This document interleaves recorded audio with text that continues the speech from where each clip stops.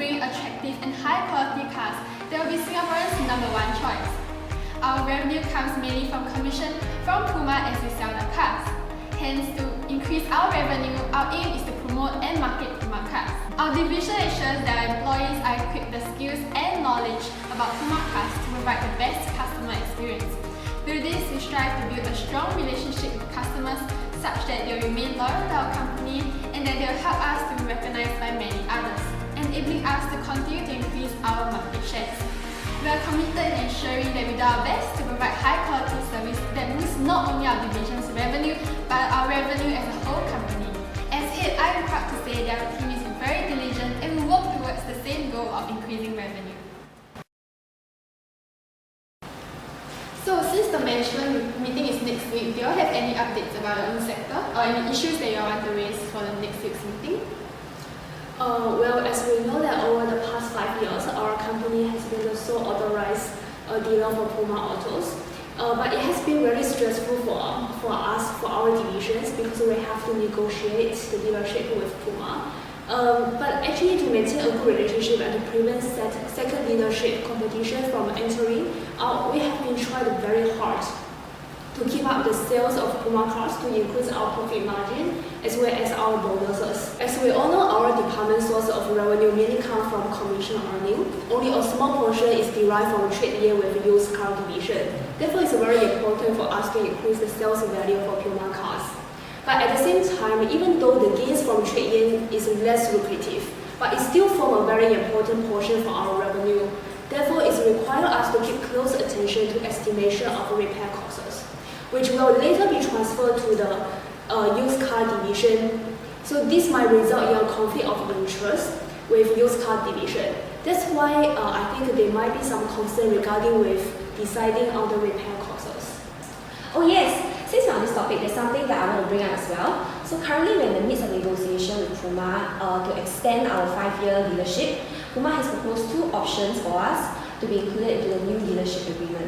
So option 1 would be to distribute 50% of our overall gains and losses made from trading in with Puma customers. And option 2 would be to distribute 10% of our overall gains or losses made from trading in with Puma customers, as well as 10% of our revenue generated from selling the used cars that Puma customers have traded in. After taking into consideration the relevant costs, we decided to go with option 2 as in line with our focus on increasing revenue, and it also benefits the company as a whole. Option 2 takes up a low percentage of our profits, and this lowers our costs, thereby increasing our revenue. However, we also have to take note that option 2 will actually affect the used car division in terms of increasing their costs, so we have to discuss with them about this, especially since their profits have decreased by 85% from 2017 to 2018, and hence the cost allocated to them might be unfavorable to their profits. Okay, thank you both. So, would you like to prepare a more detailed report on what you just discussed and bring it to me by next week? Yeah, sure. Hey John, I remember hearing you saying something about a customer complaint yesterday at the pantry. Do you have anything to say about that?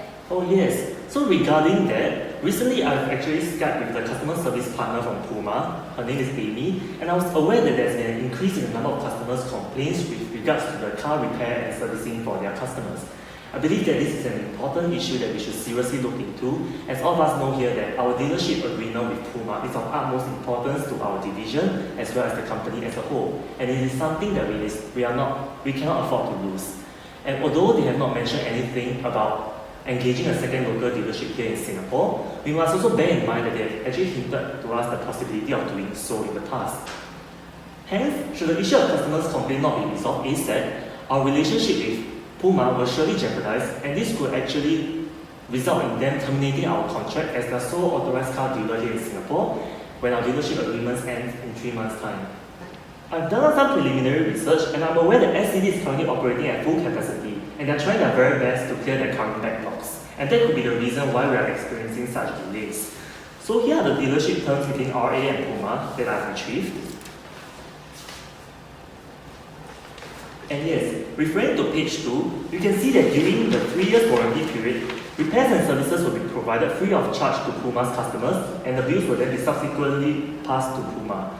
Warranty work will then be reimbursed to NCD by Puma at their prescribed labour rates, which are typically as much as 20% lower than the rates charged to non-warranty works.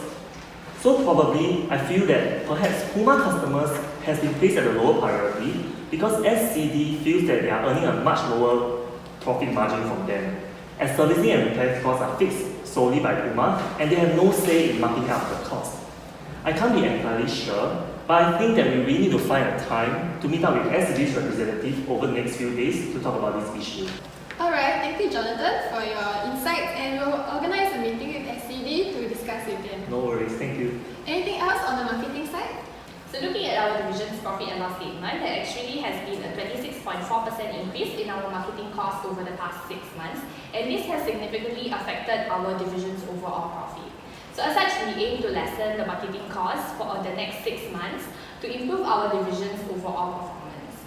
So being the division in charge in selling the Puma cars, we are also responsible in marketing these cars to ensure its attractiveness to our customers. And hence, our marketing costs are solely incurred by our division. So however, this seems like an unfair distribution of marketing costs, since the used cars division also benefits from the sale of new Puma cars. So for instance, UCD can have a source of revenue, since half of all the used cars they sell are traded in from NCD customers who buy new Puma cars. As such, given that the sales of these new Puma cars are also beneficial to the used cars division, I think that the marketing cost should be fairly allocated to our division and the UCD, and not be solely borne by us just because we're the ones directly incurring these costs. Alright, thank you Jillian. We'll bring it up to the CEO next week or the next meeting that we'll have with him. So thank you for your time for today. This comes to the end of our meeting, and hope that you will continue to work hard for our division. Thank you. Thank you. Thanks. I hope that our division's continued sales growth and strategy will be in line with the company's interests. In the future, I believe that Republica Auto will become the best car dealership in Singapore.